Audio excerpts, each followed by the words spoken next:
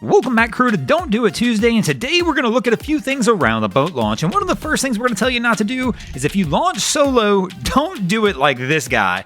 Launching solo can be easily done, but one of the key things you need to do if you ever launch solo, keep that safety chain attached or keep your bow winch attached. That way your boat doesn't get away from you, kind of like we saw there. Number two thing you really don't want to do around the boat launch, well, let's try and launch or retrieve the boat after having a few too many, let's call them adult fun time beverages.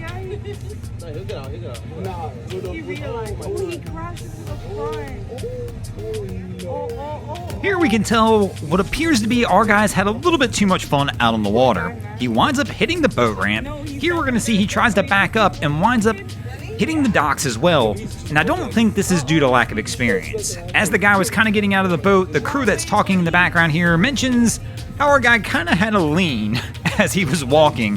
Somebody mentioned maybe he was injured, and somebody clearly said no, that's not the case, and I think after seeing his backup skills and the way he does this, they were probably correct in assuming that our friends just had a little too much fun today.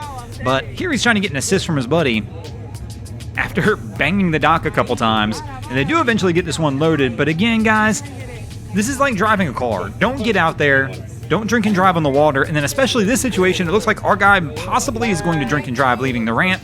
Once again, I can't prove that that was the case, but just a pointer, don't do it. And our guy gets pretty deep here, and I'm not sure if he was ever able to get this one out.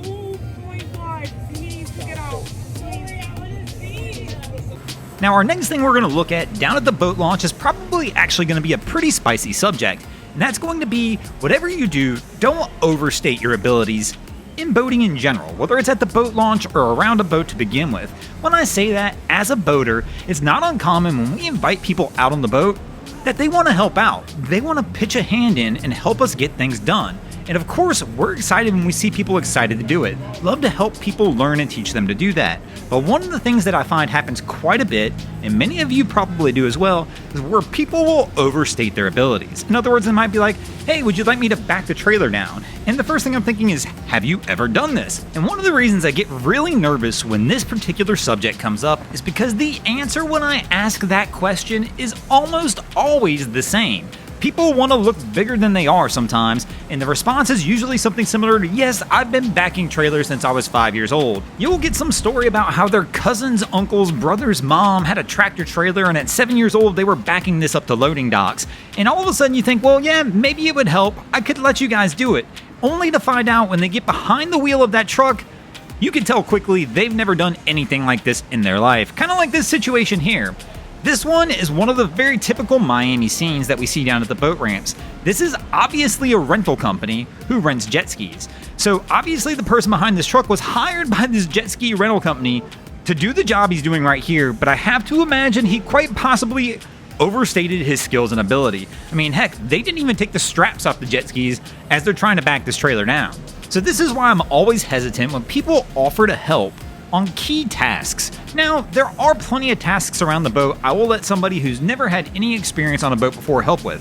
And most of those tasks will be around the boat itself. For example, if I'm at the helm of the boat and I need some lines put out, it's pretty easy for me right from the helm to guide somebody as to where the lines are, exactly where they need to be placed, how it needs to be done, all while I'm still there and able to supervise. This is one of the few tasks that I very rarely trust anybody to do. And the reason is, one, that's my truck they're probably behind the wheel with. Two, that's my trailer that they're messing around with. And if they cause damage to any of those things, probably gonna be a bad day, especially at the end of a boating day when you're trying to get out off the water. So I almost always only let people I know for sure have done this before get behind the wheel of my truck and pull the trailer down. But that leads to another scenario, because since I'm usually backing my truck down, somebody always says, well, would you like me to put the boat on the trailer? Problem is, you get the same response to this. When you ask them if they've ever driven a boat before, they're going to give you a very similar story that they gave you about driving a truck, and the reality is it's just not always true. So once again, don't overstate your abilities at the ramp. If you're down there with your boating friend trying to help out, just be honest. If you've never backed a trailer, let them know that. If you've never driven a boat, let them know that, because the ramifications of you doing something you've never done before